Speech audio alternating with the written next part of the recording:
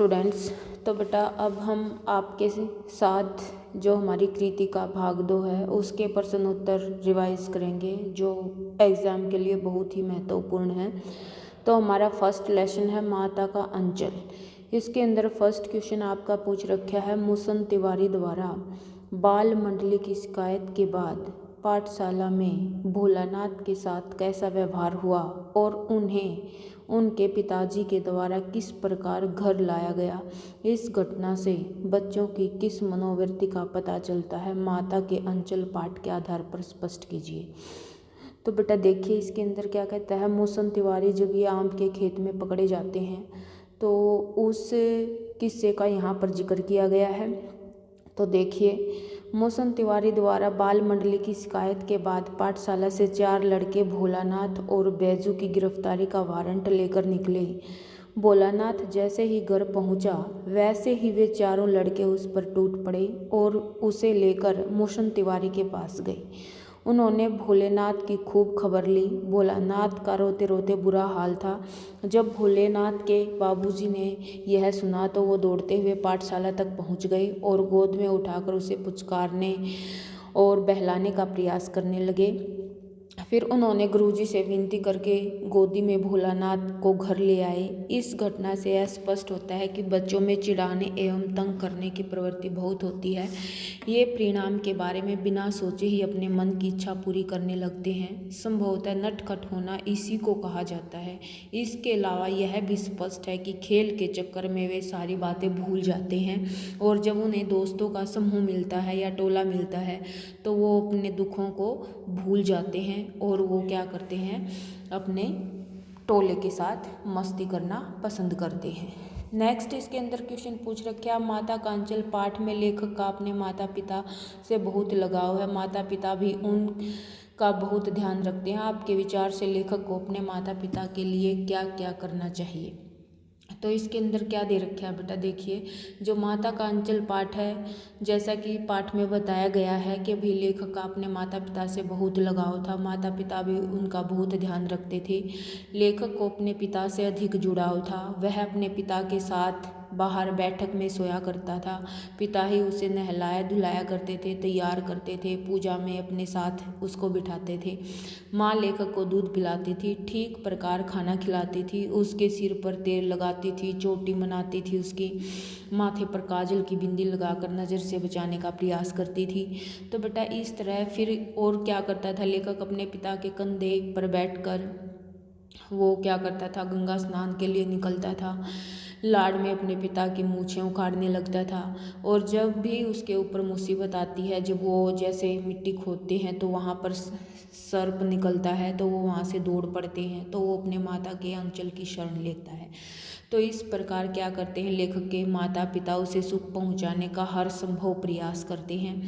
तो उन्हें किसी भी प्रकार तंग नहीं करना चाहिए, शरारतें नहीं करनी चाहिए और न ही माता पिता को शिकायत का उसको मौका देना चाहिए। उनके प्रति आदर सम्मान रखना चाहिए। क्योंकि माता पिता के प्रति भी बेटा हमारा कर्तव्य है। जब वो हमारा लालन पालन करते हैं और हमें शिक्षा दिलवाते हैं तो हमारे भी उनके प्रति कुछ कर्तव्य बनते हैं जिनका हमें पालन करना पड़ता है। नेक्स्ट, माता का अंचल पाठ में भोलानाथ एक स्थान पर दूसरे बच्चों की कुसंगति में एक वृद्ध व्यक्ति को चिढ़ाता है, मजाक उड़ाता है। इस अनुपयुक्त व्यवहार के लिए उसे क्या दंड भोगना पड़ता है। आप इस घटना से क्या शिक्षा ग्रहण करते हैं। तो बेटा इसके अंदर क्या आता है, गांव में एक बूढ़ा व्यक्ति था जिसका नाम मुसन तिवारी था। जैसा कि हम फर्स्ट पर्सन के अंदर डिस्कस भी कर चुके हैं, उसे कम दिखाई देता था। तो भोलानाथ दूसरे बच्चों की बुरी संगत में फंसकर क्या करता है, उसे एक बूढ़ा बेईमान कहकर चिढ़ाने लगता है, जिससे मुसन तिवारी चिढ़ जाते हुए बच्चों को मारने के लिए उनके पीछे पीछे भागते हैं और बच्चे आगे आगे दौड़ते हैं। वे बच्चों की शिकायत करने स्कूल तक भी पहुंच जाते हैं। भोलानाथ जैसे ही घर पहुंचता है वैसे ही गुरुजी द्वारा भेजे गए लड़के उन्हें पकड़ कर लाते हैं। अपने इस अनुपयुक्त व्यवहार के लिए उन्हें गुरुजी द्वारा दंड भोगना पड़ता है और गुरुजी भोलानाथ की खूब खबर लेते हैं। अंततः यह बात उनके पिताजी तक पहुंच जाती है। तो बेटा इस घटना से हमें शिक्षा मिलती है कि भाई हमें बड़े बुजुर्गों को तंग नहीं करना चाहिए, बल्कि उनका सम्मान करना चाहिए, उनकी हर संभव हमें मदद करनी चाहिए। क्योंकि बेटा जो बुजुर्ग व्यक्ति होते हैं वो हमारे समाज के वरिष्ठ नागरिक होते हैं और उनकी सेवा और सहायता करना हमारा परम कर्तव्य बनता है। ठीक है, तो उनको कभी भी अकेलेपन का एहसास हमें नहीं होने देना चाहिए और उनकी सेवा करना चाहिए और वे हमसे प्रसन्न होकर हमें आशीर्वाद देते हैं। नेक्स्ट कहता है, सांप को देखते ही बच्चे ने क्या किया। तो बेटा क्या करता है, एक बार बच्चे टीले पर जाकर चूहे के बिल में पानी डालते हैं। उससे चूहा तो नहीं निकला पर उसमें से सांप निकला। तो उसको देखते ही बच्चे डर जाते हैं, रोते हैं, चिल्लाते हैं और वो होश आवास खोकर दौड़ पड़ते हैं। कोई गिरता है, किसी के दांत टूट जाते हैं, किसी का सिर फूट जाता है। ठीक है, तो लेखक भी उस समय लहूलुहान हो गया था और वह एक ही सुर में दौड़ते हुए घर के भीतर पहुंचकर सीधे अपनी माता की गोद में शरण लेता है। नेक्स्ट है, माता कांचल शीर्षक की उपयुक्तता बताते हुए कोई अन्य शीर्षक सुझाइए। यानी कि बेटा जो इसके अंदर शीर्षक रखा गया है वो कहाँ तक उचित है, उसकी उचितता के बारे में आपको बताना है कि भाई पाठ में वो किस तरह काम कर रहा है और इसके लिए हम दूसरा शीर्षक क्या रख सकते हैं। तो इसके अंदर कहता है बेटा, माता कांचल शीर्षक की सार्थकता उसकी संक्षिप्तता और विषय वस्तु के साथ उसके संबंध पर निर्भर करती है। इन दोनों ही दृष्टि से माता कांचल एक सार्थक शीर्षक है। यह संक्षिप्त है क्योंकि ये पाठ की कुछ विषय वस्तु पर ही लागू होता है। तो बेटा क्या कहता है कि भाई जो बच्चे को परवरिश के लिए माता के अंचल की ज़रूरत होती है, लेकिन पिता के बिना भी जो बच्चा होता है वो अधूरा होता है। ठीक है, क्योंकि अधिकांश समय जो भोलानाथ है वो अपने पिता के साथ व्यतीत करता है, लेकिन जब वो सांप से डर जाता है तो वो क्या करता है, अपनी माँ की शरण लेता है। ठीक है, उस माँ की शरण में वो शांति और सुरक्षा महसूस करता है। तो इस समय वो अपने पिता को अनदेखा करता है। तो इस प्रकार हम इस पाठ के लिए अन्य शीर्षक सुझा सकते हैं, जैसे मेरे बचपन के दिन या बचपन के सुनहरे दिन, माँ की ममता या बच्चों की दुनिया। ठीक है, नेक्स्ट कहता है, माँ को बाबूजी के खिलौने का ढंग पसंद क्यों नहीं था। यानी कि बेटा जो माँ थी वो बच्चे को खिलाती थी, लेकिन वो बात पर बाबूजी को टोकती रहती थी कि भाई आपको बच्चे खिलाने नहीं आते। तो ये कहता है कि भाई उनको बाबूजी द्वारा बच्चों को खिलाया जाना पसंद क्यों नहीं था।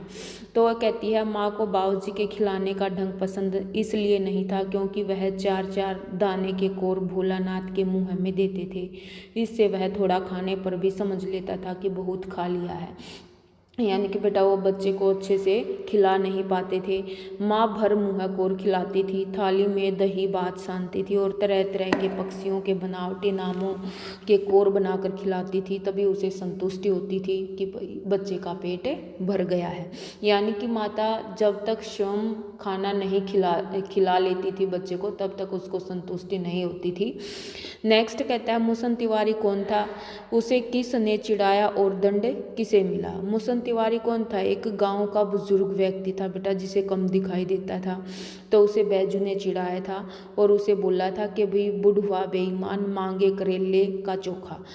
बैजू के सुर में सभी बच्चों ने सुर मिलाया था और चिल्लाना शुरू कर दिया था। मुसन तिवारी बच्चों को मारने उनके पीछे दौड़े थे। बच्चे भाग गए तो वो उनकी शिकायत करने स्कूल तक भी पहुंच गए थे। लेखक भोलानाथ जैसे ही घर पहुंचता है, गुरुजी द्वारा भेजे गए लड़कों द्वारा भोलानाथ को पकड़ लिया जाता है और इस तरह से क्या करता है बेटा, जो गुरुजी होते हैं उनके अनुपयुक्त व्यवहार के लिए उसको दंड देते हैं। नेक्स्ट क्वेश्चन है, माता कांचल पाठ में लेखक का वास्तविक नाम क्या था, उसका नाम भोलानाथ क्यों पड़ा। तो बेटा बहुत इंपॉर्टेंट क्वेश्चन है, उनका वास्तविक नाम क्या था, तारकेश्वर नाथ। वास्तविक होता है बेटा जो बचपन में रखा गया था। फिर कहता है कि भाई उनके जो पिताजी थे वो उनको सुबह नहला धुला देते थे और अपने साथ उसे पूजा में बिठाते थे और उनके ललाट पर भभूत एवं त्रिपुंड लगा देते थे। सिर पर लंबी जटाएं होने के कारण भभूत के साथ वह बम भोला बन जाते थे। पिताजी उन्हें इस रूप में देखकर बड़े प्यार से भोलानाथ कहकर पुकारते थे और इस तरह इस उनका नाम भोलानाथ पड़ा था। यानी कि जब वो उनके ललाट पर बेटा त्रिपुंड बनाते थे, 3 रेखाएं लगाते थे वो भूत से और ऊपर उसके सिर पर लंबी जटाएं होती थी तो वो भोलेनाथ की तरह लगते थे, इसीलिए उनका नाम भोलानाथ पड़ गया। आपको बच्चों का कौन सा खेल पसंद नहीं आया और क्यों नहीं आया भी? क्योंकि जो बच्चे होते हैं वो क्या करते हैं, चूहे के बिल में पानी डालने का खेल पसंद नहीं आया। क्यों नहीं आया?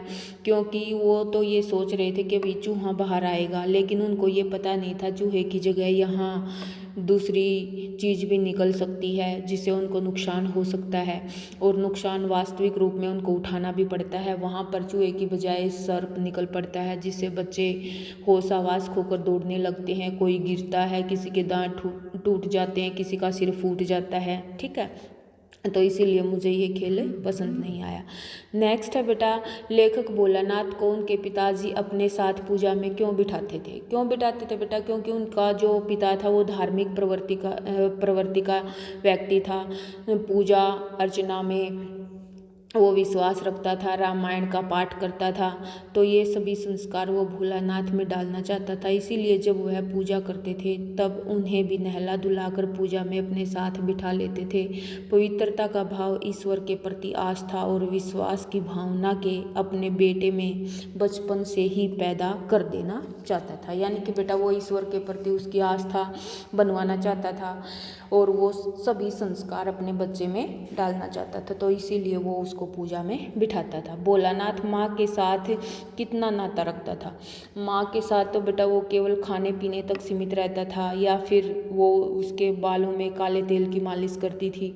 ठीक है, जिसको हालांकि वो पसंद भी नहीं करता था, लेकिन फिर नहलाने के बाद वो उसका क्या करती थी, बिंदी वगैरह लगाती थी, चोटी बनाती थी, तो वो ज़्यादा देर तक माता के संपर्क में नहीं रहता था। ठीक है, नेक्स्ट, लेकिन जब उसके ऊपर कोई विपत्ति आती थी तो वो माँ की शरण लेना ही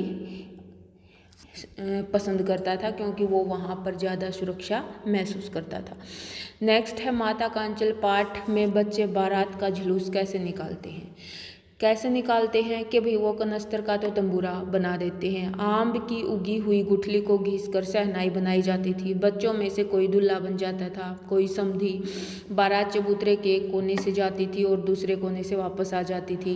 बारात जिस कोने तक जाती उस कोने को आम व केले के पत्तों से सजाया जाता। एक पालकी को लाल कपड़े से ढका जाता और उसमें दुल्हन बिठाकर लाई जाती थी। बारात के वापस आने पर पिताजी पालकी के कपड़े को ऊपर उठाकर देखते थे। ये हमारा फर्स्ट लेसन है अभी। नेक्स्ट हमारे सेकंड लेसन आता है साना साना हाथ जोड़ी के। तो बेटा इसके अंदर फर्स्ट क्वेश्चन आपका पूछ रखा है, देश की सीमा पर बैठे फौजी कई तरह से कठिनाइयों का मुकाबला करते हैं, सैनिकों के जीवन से किन किन जीवन मूल्यों को अपनाया जा सकता है?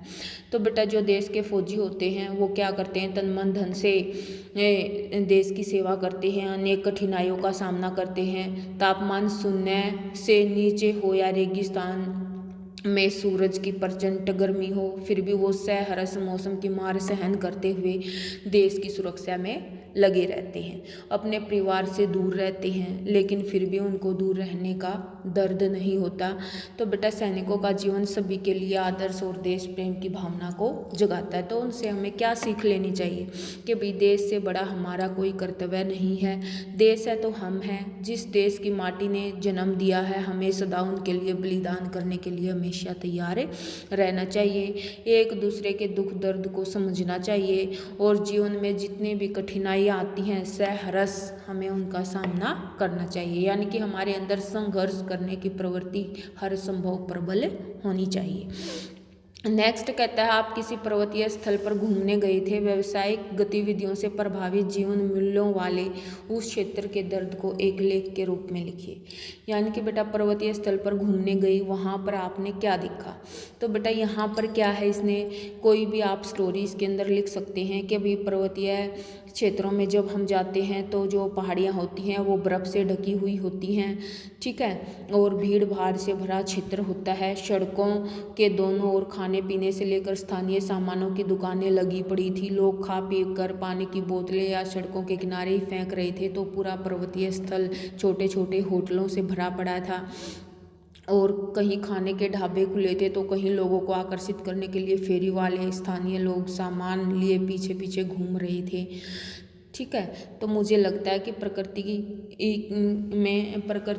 वास्तविक जो हमारी प्राकृतिक वस्तुएं होती हैं तो बेटा उनमें हमें ज़्यादा हस्तक्षेप नहीं करना चाहिए और अपना व्यावसायिक लाभ कमाने के लिए हमें उनसे ज़्यादा छेड़छाड़ नहीं करनी चाहिए, ठीक है। नेक्स्ट क्वेश्चन है सिक्किम यात्रा के दौरान फौजी छावनियाँ देखकर लेखक के मन में उपजे विचारों को अपने शब्दों में लिखिए। यानी कि जब वो फौजी की छावनियाँ देखती हैं तो लेखक के मन में क्या उभरता है। तो बेटा वो क्या करता है, ये जवान देश की रक्षा के लिए कितना कठिन जीवन यापन करते हैं, उन्हें भयंकर शीत का सामना करना पड़ता है, अनेक दैनिक आवश्यकताओं की कमी झेलनी पड़ती है, देशवासी चैन की नींद सो पाएं इसके लिए वो दिन रात जाग कर पहरा देते हैं। सचमुच उनका जीवन बहुत ही कठिनाइयों से परिपूर्ण होता है। तो नेक्स्ट क्वेश्चन इसके अंदर पूछ रखा है बेटा देश के प्राकृतिक स्थानों के सौंदर्य का आनंद लेते समय अधिकांश सैलानी वहां के पर्यावरण को दूषित कर देते हैं। इस नैसर्गिक सौंदर्य की सुरक्षा में आप अपने दायित्व का निर्वाह कैसे करेंगे, साना साना हाथ जोड़ी के पाठ के आधार पर बताइए। तो बेटा जब भी हम प्राकृतिक स्थानों के सौंदर्य का आनंद लेने के लिए जाते हैं तो वहाँ पर क्या करते हैं, सैलानी पर्यावरण को दूषित करते हैं, प्रकृति के साथ खिलवाड़ करते हैं। कृत्रिम व अप्राकृतिक सामान जैसे प्लास्टिक की बोतलें वो इधर उधर फेंक देते हैं, रैपर फेंक देते हैं, पेड़ों व पहाड़ों पर गोद कर अपने नाम व तिथियां लिख देते हैं। प्राकृतिक स्थान का व्यवसायीकरण करने के लिए अधिक मात्रा में वनों को काट कर टूरिस्ट स्थान व होटल आदि बना दिए जाते हैं, जिससे जो प्राकृतिक सौंदर्य बेटा वो क्या होता है, ख़त्म होना शुरू हो जाता है। क्योंकि जहाँ तक मनुष्य की पहुँच होती है वहाँ तक हमारा जो पर्यावरण है बेटा वो गंदगी से परिपूर्ण होता है, ठीक है। तो उस गंदगी से बचने के लिए ज़्यादा से ज़्यादा मात्रा में हमें वृक्षों का रोपण करना चाहिए, प्रकृति के साथ छेड़छाड़ नहीं करनी चाहिए और नैसर्गिक सौंदर्य को बढ़ावा देने के लिए हमें क्या करना चाहिए, साफ सफाई की तरफ ध्यान देना चाहिए। नेक्स्ट कहता है ये कि भी फिर हम कहें कि अभी वृक्षों को काटने के खिलाफ आंदोलन चलाने चाहिए। जो हम कूड़ा कचरा नदियों के अंदर बहाते हैं उनके लिए रोकना चाहिए हमें उनको, ठीक है। तो पर्यावरण के प्रति एक हमें क्या करना चाहिए, लोगों को जागरूक करना चाहिए। फिर कहता है टिमटिमाते तारों की छाया में गंतों को देखकर साना साना हाथ जोड़ी पाठ की लेखिका की अनुभूति को अपने शब्दों में लिखिए। तो बेटा उसको मतलब लेखिका को कैसी अनुभूति होती है जब वो गंतों को देखती है। तो ये कहता है टिमटिमाते तारों की छाया में गंतों को देखकर लेखिका पर एक जादू सा छाने लगता है। चमकते तारों की रोशनी में गंतोक रहस्यमयी और जादू भरा प्रतीत हो रहा है। ऐसा लगता है मानो आकाश में सितारों के गुच्छों ने रोशनी की अनेक झालरें बना रखी हैं। यह वातावरण लेखिका को अपनी ओर आकर्षित करता है, उसे आसपास सिर्फ शून्य का एहसास होता है। यानी कि बेटा उसको उस सौंदर्य के अलावा कुछ भी अनुभव नहीं हो पाता। नेक्स्ट कहता है सिक्किम की यात्रा करते समय लेखिका को बौद्ध धर्म संबंधी किन आस्थाओं और विश्वासों की जानकारी प्राप्त हुई तथा लेखिका ने उनके प्रति क्या प्रतिक्रिया व्यक्त की। तो बेटा सिक्किम की जब लेखिका यात्रा करती है तो वहाँ बौद्ध धर्म को लोग मानते हुए उसको दिखाई देते हैं। किसी बुद्धिस्ट की मृत्यु हो जाती है तो वो उनकी आत्मा की शांति के लिए क्या करते हैं, 108 पताकाएँ फहराई जाती हैं। किसी शुभ अवसर पर यानी कि जब कोई खुशी का अवसर होता है तो रंगीन पताकाएँ फहराई जाती हैं, ठीक है। तो फिर कहता है बेटा और इन्हें उतारा भी नहीं जाता, ये खुद ब खुद नष्ट हो जाती हैं। और पहाड़ी रास्तों पर एक कतार में लगी सफ़ेद पताकाओं को भी देखा जिन पर शांति और अहिंसा के मंत्र लिखे हुए थे। तो लेखिका उनसे काफ़ी प्रभावित होती है।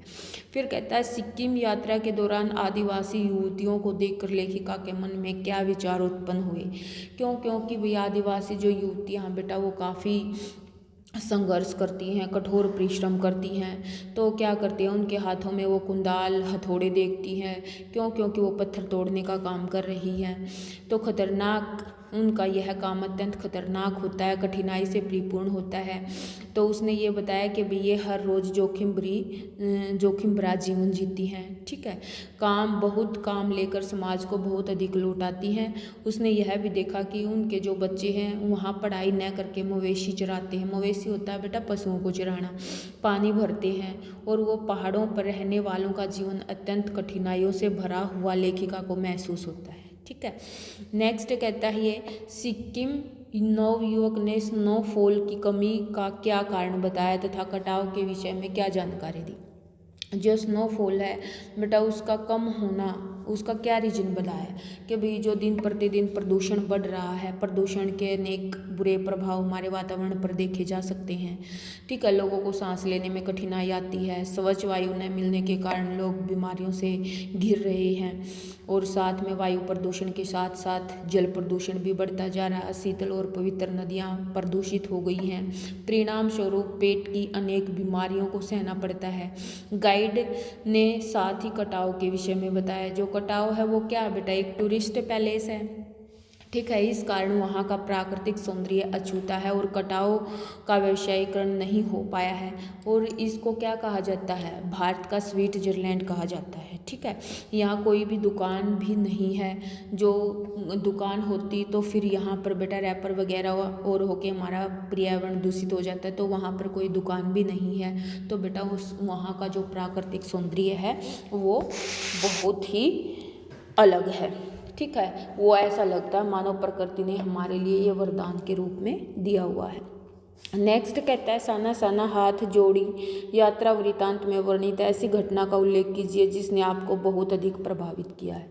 तो बेटा कोई भी घटना या हम इसके अंदर लिख सकते हैं, लेकिन जो मुझे प्रभावित करती है तो बेटा वो पहाड़ी क्षेत्र के अंदर जो महिलाएं हैं वो इतने कठिन कार्य करती हैं, अपने कोमल हाथों में इतने कठोर कुंदाल उठाए रहती हैं और पत्थर तोड़ने का काम करती हैं। और वो क्या करती हैं, दूसरे नागरिकों के लिए आने जाने का मार्ग बनाती हैं, रास्तों को चौड़ा करती हैं ताकि आने जाने वालों को किसी तरह की कोई कठिनाई ना हो। और उनको ये कार्य अपना पेट भरने के लिए करने पड़ते हैं। नेक्स्ट कहता है साना साना हाथ जोड़ी पाठ की लेखिका को कुटिया के भीतर घूमते चक्कर को देखकर किस प्रकार की अनुभूति होती है। तो बेटा जब वो उस चक्कर को घूमता हुआ देखती है तो ये कहती है कि भाई भारत के हर क्षेत्र के अंदर ये धारणाएं हैं। ठीक है, तो वो कहती है कि भी जो उस चक्कर के बारे में जब वो अपने गाइड से पूछती है तो गाइड उसको प्रेयर व्हील के रूप में बताता है कि भी इस चक्कर को घुमाने से सभी के पाप धुल जाते हैं मनुष्य के। तो लेखिका को ये अनुभूति होती है कि भी वो किसी भी क्षेत्र के अंदर चली जाए, इस प्रकार की धारणाएं हर क्षेत्र में प्रचलित हैं। नेक्स्ट इसके अंदर पूछ रखा है बेटा कटाव कहाँ है, उसके प्राकृतिक सौंदर्य को अपने शब्दों में प्रस्तुत कीजिए।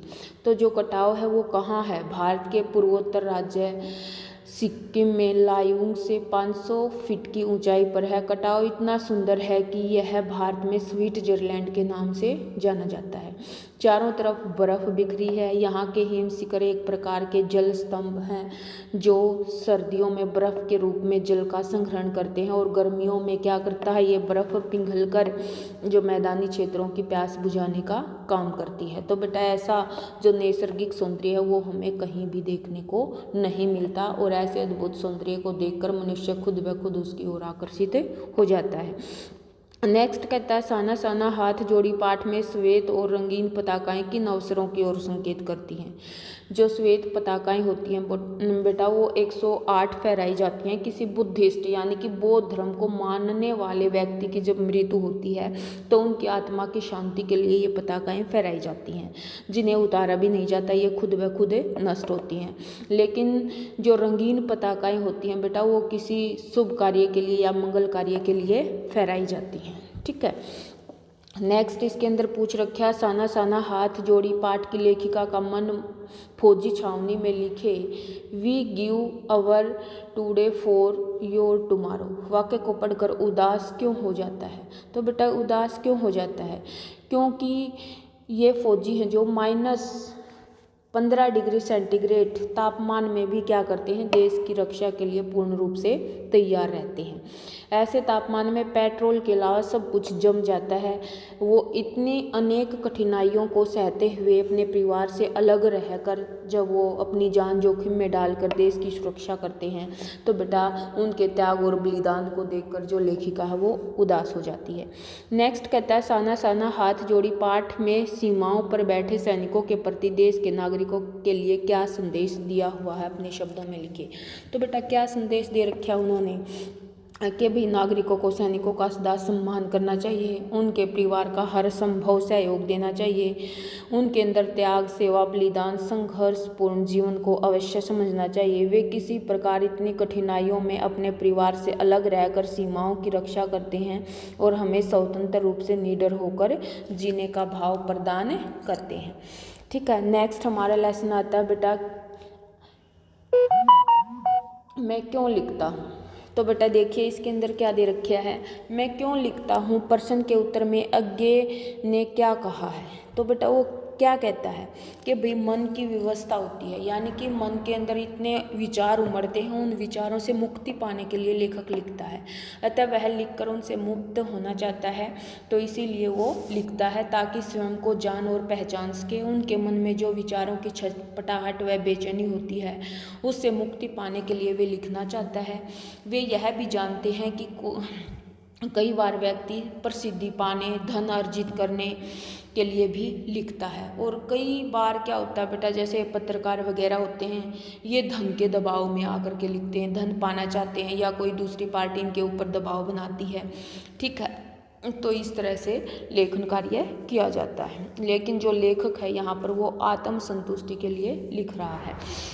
फिर कहता है, मैं क्यों लिखता हूँ प्रश्न के उत्तर में अज्ञे ने किसी एक तर्क का उल्लेख किया है। तो बेटा वो क्या कहता है, उसमें से प्रमुख है वह इसलिए लिखते हैं क्योंकि वो स्वयं को जानना चाहते हैं कि वो क्यों लिखते हैं। लिखकर वह अपने मन के अंदर की बेचैनी और भाव को प्रकट करना चाहते हैं और उनसे मुक्ति पाना चाहते हैं। ठीक है, इसीलिए वो लिखते हैं। मैं क्यों लिखता हूँ निबंध के आधार पर लिखिए कि वैचारिक मतभेदों को भुलाकर दो समुदायों में एक दूसरे के प्रति आदर की भावना कैसे बढ़ाई जा सकती है। तो बेटा कैसे बढ़ाई जा सकती है, हमें एक दूसरे के विचारों का, रीति रिवाजों का, परंपराओं का मान सम्मान करना चाहिए। एक दूसरे के तीज त्योहार मनाने की स्वतंत्रता का अधिकार प्रत्येक समुदाय को होना चाहिए। जाति धर्म और समुदाय के आधार पर समाज में किसी तरह का कोई अंतर नहीं होना चाहिए। ठीक है, उसके बाद कहता है नेक्स्ट, मैं क्यों लिखता हूँ प्रश्न के उत्तर में यज्ञ ने किसी एक तर्क का उल्लेख किया है। ये तो वही आगे बेटा क्वेश्चन। नेक्स्ट कहता है लेखक की अभ्यंतर व्यवस्था क्या होती है, मैं क्यों लिखता हूँ पाठ के आलोक में बताइए। अभ्यंतर व्यवस्था क्या होती है बेटा, स्वयं को पहचानने के लिए लिखना। ठीक है, जो लेखक है वो अपने मन के अंदर के भाव को जानना चाहता है, जो विचार उसके अंदर छटपटाहट पैदा कर रहे हैं उन्हें जानने के लिए लिखता है। लेखक का मानना है कई बार बाहरी तत्वों जैसे आर्थिक व्यवस्था, संपादक का आग्रह, प्रसिद्धि पाने या बनाए रखने के लिए भी लिखा जा सकता है, परंतु लेखक तटस्थ रहकर आंतरिक विचारों से मुक्ति पाने के लिए अपना लेखन कार्य करता है। मैं क्यों लिखता हूँ पाठ के आधार पर बताइए कि लेखक को लिखने की प्रेरणा कहाँ से प्राप्त होती है, कहाँ से प्राप्त होती है अभी। तो देखिए कि भी जो लेखक होता है वो बेटा तटस्थ होकर मन की बेचैनी से मुक्ति पाने के लिए वो लिख रहा है। तो वो ये भी मानते हैं कि भी कुछ लेखक जो होते हैं वो आर्थिक कारणों के कारण, यानी कि जिसके पास पैसा नहीं है बेटा वो पैसा कमाने के लिए लिखते हैं। तो कोई संपादक ऐसा होता है उसको दबाव में लिखना पड़ता है। तो कई कारण होते हैं जब मनुष्य लेखन क्षेत्र के अंदर अपने आप को छोड़ देता है। नेक्स्ट कहता है मैं क्यों लिखता हूँ प्रश्न का लेखक ने क्या उत्तर दिया है पाठ के आधार पर बताइए। वही क्वेश्चन है बेटा कि भाई जो लेखक है वो अपने आंतरिक विचारधारा से अपने आप को मुक्त करना चाहता है और अपनी छटपटाहट और बेचैनी जानना चाहता है। ठीक है, नेक्स्ट कहता है रचनाकार के लिए अनुभूति के अतिरिक्त बाहरी दबाव भी लिखने के कारण बनते हैं। मैं क्यों लिखता हूँ, पाठ के आधार पर कौन से दबाव होते हैं। तो बेटा कौन से दबाव होते हैं, लेखक के ऊपर तो भीतरी दबाव है कि भाई वो अपनी बेचैनी को कम करना चाहता है, अपने मन के भाव को जानना चाहता है।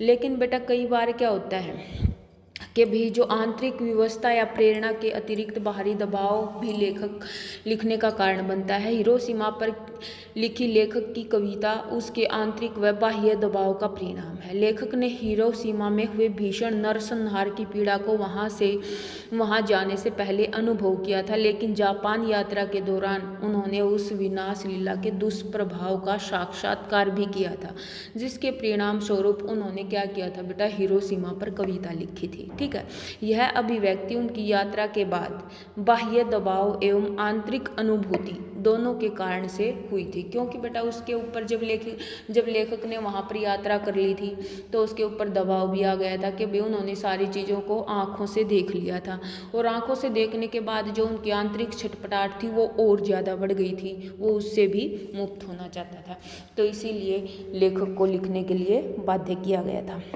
नेक्स्ट है मैं क्यों लिखता हूँ, पाठ के लेखक ने अपने लिखने का क्या कारण बताया।